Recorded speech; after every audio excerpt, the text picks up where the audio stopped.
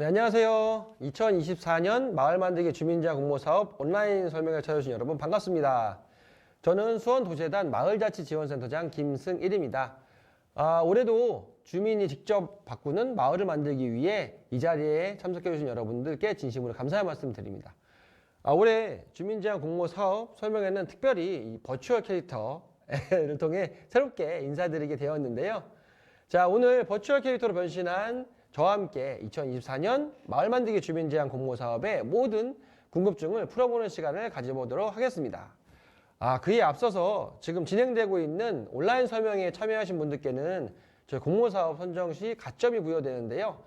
지금 온라인 설명회를 시청하고 계시는 분들께는 공동체 이름을 댓글로 남겨주세요. 그러면 저희가 끝난 후에 저희가 별도로 집계해서 심사 시 반영하도록 하겠습니다. 그러니 놓치지 마시고 지금 라이브를 시청하고 계시는 주민분들께서는 댓글로 공동체 이름을 남겨주시기 바랍니다. 그럼 지금부터 본격적인 주민제한 공모사업 설명회를 시작해 보도록 하겠습니다. 진행 순서는 공모사업 담당자인 저희 이슬기 대리의 설명을 들은 후 실시간 질의응답을 갖도록 하겠습니다. 자, 그럼 이슬기 대리 나오세요. 안녕하세요. 저는 이번 2024년 마을 만들기 주민제한 공모사업을 담당하는 수원도시재단 마을자치지원센터 이슬기 대리입니다. 올해도 마을 만들기 공모사업에 관심 가져주신 여러분께 감사드리며 공모사업에 대한 여러분의 궁금증을 해소하기 위해 지금부터 공모사업의 A부터 G까지 하나하나 알아보도록 하겠습니다. 진행 순서는 공모 개요, 공모 분야 설명, 보조금 예산 편성 및 집행 유의사항, 그리고 Q&A 순으로 진행하도록 하겠습니다. 본격적으로 공모사업에 대해 알아보기에 앞서 공모사업을 처음 접하는 분들을 위해 마을 만들기 주민제한 공모사업이 무엇인지 간단히 알아보도록 하겠습니다. 우선 마을 만들기란 주민이 마을 공동체를 조직하고 논의를 통해 우리 마을에 필요한 마을 의제를 직접 설정하며 주민의 삶의 질 향상을 위해 마을을 발전시키는 모든 활동을 의미합니다. 이 과정에서 다양한 주체들과의 연대와 협력을 통해 네트워크를 구성하고 마을 내의 자원을 발굴하여 활용할 수 있습니다. 마을 만들기 주민제한 공모사업이란 이렇게 정해진 마을 의제를 바탕으로 해결을 위한 추진계획을 직접 기획하고 실행하며 최종 정산에 이르기까지 전 과정을 주민이 직접 수행하는 활동입니다. 그럼 이제 본격적으로 공모사업의 개요부터 살펴볼까요? 올해 주민제한 공모사업은 지난 22일 공고를 시작하여 2월 13일까지 공고됩니다. 접수는 2월 14일부터 15일까지 이틀간 진행되며 1차 서류심사와 2차 전문가 심사를 거쳐 2월 말 최종적으로 참여 공동체가 선정됩니다. 사업기간은 공모 유형에 따라 다르니 관심 있는 분야의 사업 마감일을 확인해주세요.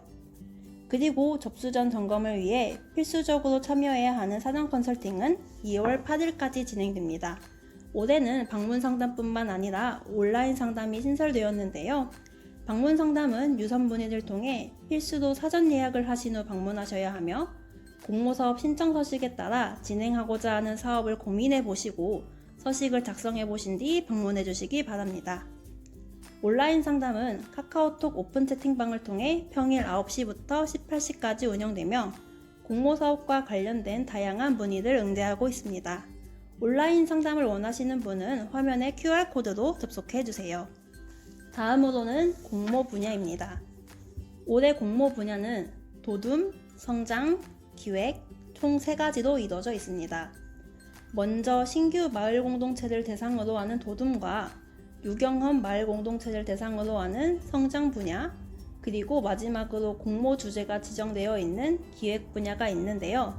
공모 분야에 대한 상세한 설명은 잠시 뒤 공모 분야별 설명 챕터에서 자세히 다루도록 하겠습니다. 다음은 신청서 작성 방법입니다. 올해 주민제한 공모사업은 크게 5가지 서류를 제출해 주셔야 합니다.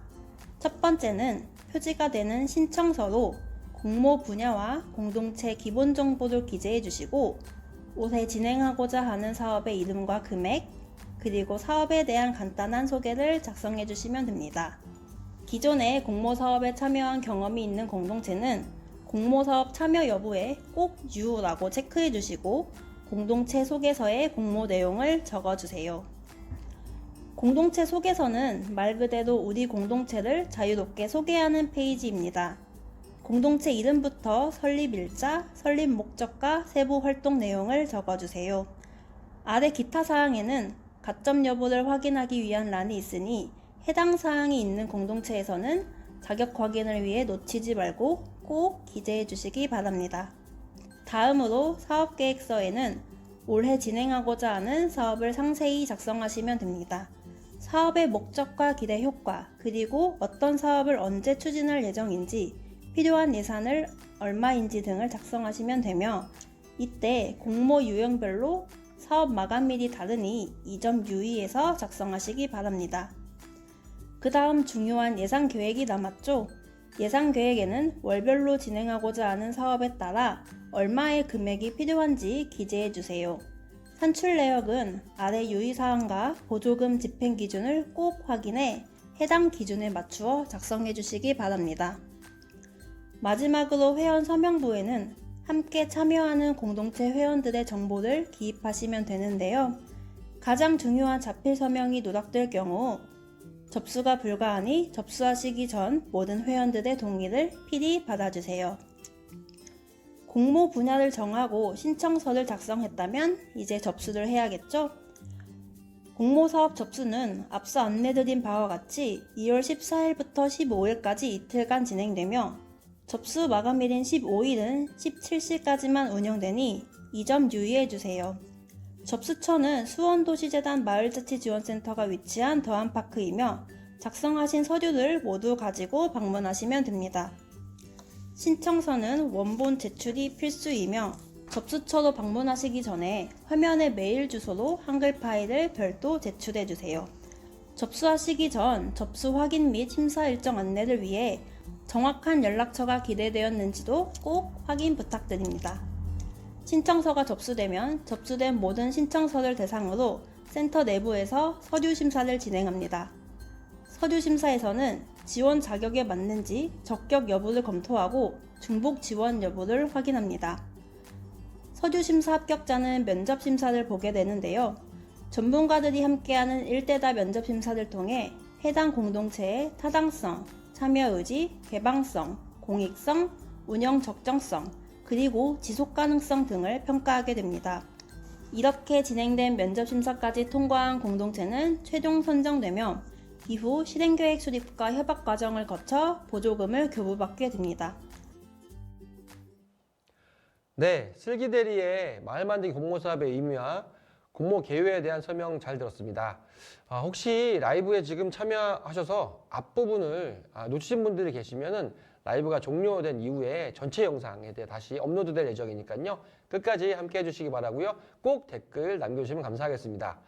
그럼 이어서 공모 분야에 대한 설명에 대해서 자세하게 한번 들어볼 예정인데요. 자, 그럼 이슬기 대리 나와주세요. 그럼 이제 올해 공모 분야를 하나하나 살펴볼까요? 먼저 첫 번째, 도든 분야입니다. 도든 분야는 공모 사업에 처음 도전하는 신규 마을 공동체를 대상으로 진행됩니다. 도든 분야는 최대 300만 원 이내에서 지원금을 신청할 수 있고 동일한 행정동 내 회원 5명 이상이 모여야 합니다.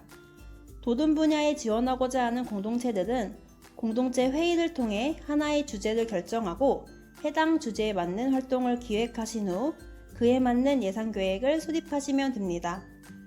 이번 마을 만들기 주민제한 공모사업을 통해 새로운 공동체를 만들어보고 문화, 환경, 거점 활성화, 돌봄 등 마을에 필요한 다양한 주제를 고민해보세요. 이 주제로 공모사업을 신청해도 될지 고민이 된다면 사전 컨설팅을 통해 지원받으실 수 있습니다. 추가로 공모사업에 처음 지원하는 공동체에게는 보조금을 받기 위한 고유번호가 없을 텐데요. 도든 분야에 선정된 공동체들에게는 선정 이후 고유번호를 발급받는 모든 과정을 저희 마을자치지원센터가 지원해드립니다. 그러니 같은 관심사를 가진 주민이 모여 하나의 공동체를 이루고 직접 마을을 변화시키는 새로운 경험을 하고 싶다면 지금 바로 문의주세요. 다음으로 성장 분야는 이미 공모사업을 한 번 이상 진행해본 유경험 공동체를 대상으로 합니다. 도든 분야와는 달리 행정동을 기준으로 10명 이상의 회원이 모여야 하는데요. 주제는 도둠 분야와 같이 공동체 협의를 통해 도출된 자유주제이므로 기존에 진행했던 사업을 발전시키거나 또는 새로운 사업을 기획해 제출하시면 됩니다. 단, 경기도 공모사업을 통해 이미 한 차례 지원을 받았던 공동체의 경우 이전 사업 내용보다 발전된 사업을 추진하는 경우에 한해 일부 중복 지원이 가능합니다. 이와 관련된 내용은 공고문 5페이지에 상세히 설명되어 있으니 공고문을 참고해주세요. 여기서 잠깐! 혹시 주민자치회에서 공모사업에 참여하고 싶으신가요? 주민자치회에서 공모사업에 참여하실 경우에는 자치회 내 마을 만들기 관련 분과를 통해서만 신청이 가능합니다. 또한 이 경우 주민자치 활성화 사업으로 선정되어 예산을 지원받는 사업과 같은 주제로는 신청이 불가하니 신청 시 참고해주세요. 다음은 기획 분야입니다. 기획 분야는 단일 공동체에서 지원하시거나 마을 공동체끼리 네트워크를 조직해 함께 지원하실 수도 있습니다. 지원 금액은 최대 1천만 원 이내이며 10명 이상이 모여야 하고 다른 유형과는 달리 공모 주제가 정해져 있는데요. 첫 번째 주제는 바로 공동주택 갈등 해결입니다. 흡연, 층간소음, 주차, 공용시설 이용, 쓰레기 등 공동주택 내에는 다양한 갈등 요소들이 있죠. 공동주택 갈등 해결은 이러한 갈등 문제를 공동체 활동을 통해 극복하기 위한 목적을 가지고 있습니다. 공동주택 갈등 해결을 주제로 기획 분야에 공모하시려면 3주체라고 불리는 주민조직, 입주자 대표회의, 관리사무소의 합의가 모두 이루어져야 합니다.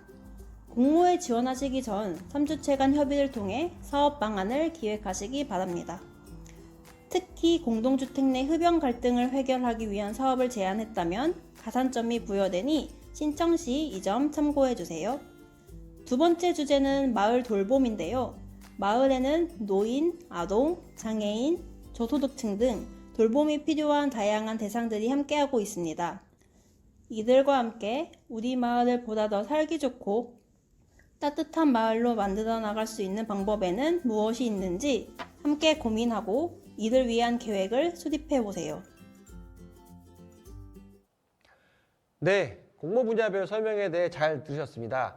올해 주민제한 공모사업은 도둠, 성장, 기획 이 세 가지 유형으로 나누어서 진행된다고 하니 설명회를 시청하고 계신 분들은 공모 유형을 자세히 살펴보시고 각 공동체에 맞는 유형을 선택해 주시면 되겠습니다.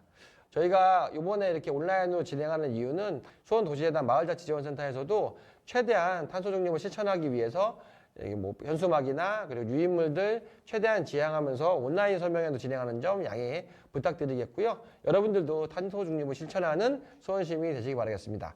자, 그럼 이어서 마지막 예산 계획을 작성을 위해 꼭 알아야 할 보조금 예산 편성 및 집행 유의사항에 대해 알아보도록 하겠습니다. 마지막 챕터는 바로 보조금 이용을 위한 유의사항입니다. 보조금을 집행할 때는 목적 달성을 위한 보편 타당하고 실행 가능한 적정 예산으로 편성하여야 합니다. 예산 비목은 크게 인건비와 운영비로 나뉘며 비목에 따라 필요한 증빙 서류가 상이합니다. 예산은 구체적으로 편성하여야 하고 잡비 등 구체적인 사용 목적이 나타나지 않는 예산은 편성하실 수 없습니다. 사업 추진 도중 예산의 변경이 필요할 경우엔 마을자치지원센터의 사전 승인 및 검토 과정을 거치셔야 하니 참고해주세요. 또한 공모사업 보조금으로는 공과금, 수수료와 대가성 물품, 식다과비의 집행이 불가합니다. 화면을 참고해주시고 보조금 지원 불가 항목은 자부담을 통해서만 집행 가능한 점 양해 바랍니다. 보조금은 카드 결제가 원칙입니다. 하지만 그중 인건비에 대해서는 예외로 계좌이체가 가능한데요. 인건비는 강사비, 단순인건비, 공연비, 자문비 등으로 구성되어 있고 내부 회원에게는 인건비 지급이 불가합니다. 강사비를 편성하실 때에는 지급 기준을 확인하시어 해당 자격에 맞는 적정한 금액을 작성하셔야 하며 한 사람에게 월 12만 5천 원이 넘는 금액을 지급할 경우 원천세 신고와 납부를 하셔야 하니 예산기준 작성 시 이 점 유의해주세요. 운영비로는 홍보비, 인쇄비, 소모품 구입비, 단기 임차비 등으로 이용하실 수 있습니다. 비목별로 지급 한도가 정해져 있기도 하니 공고문의 회계운영 사항과 설명 자료를 참고해 주시고 예산 편성 시 궁금한 점이 있다면 바로 마을자치지원센터로 문의해 주세요. 사전 컨설팅을 통해 예산 편성 기준에 대해서도 상세히 설명드리니 공모사업 참여를 원하는 공동체는 꼭 사전 컨설팅을 받아주시고 최종 선정된 마을 공동체들은 협약 이후 별도 회계 교육이 예정되어 있다는 점 기억해 주시기 바랍니다. 그럼 지금까지 공모사업의 A부터 G까지 알아본 마을자치지원센터 이슬기 대리였습니다. 자, 이상으로 2024년 마을 만들기 주민제한 공모사업 설명회를 모두 마치도록 하겠습니다. 오랜 시간 자리를 함께 해주신 시민 여러분들 다시 한번 깊은 감사의 말씀 드리도록 하겠습니다. 마을 만들기 주민제한 공모사업에 많은 접수 부탁드리도록 하겠습니다. 그럼 온라인 설명회 마치도록 하겠습니다. 감사합니다.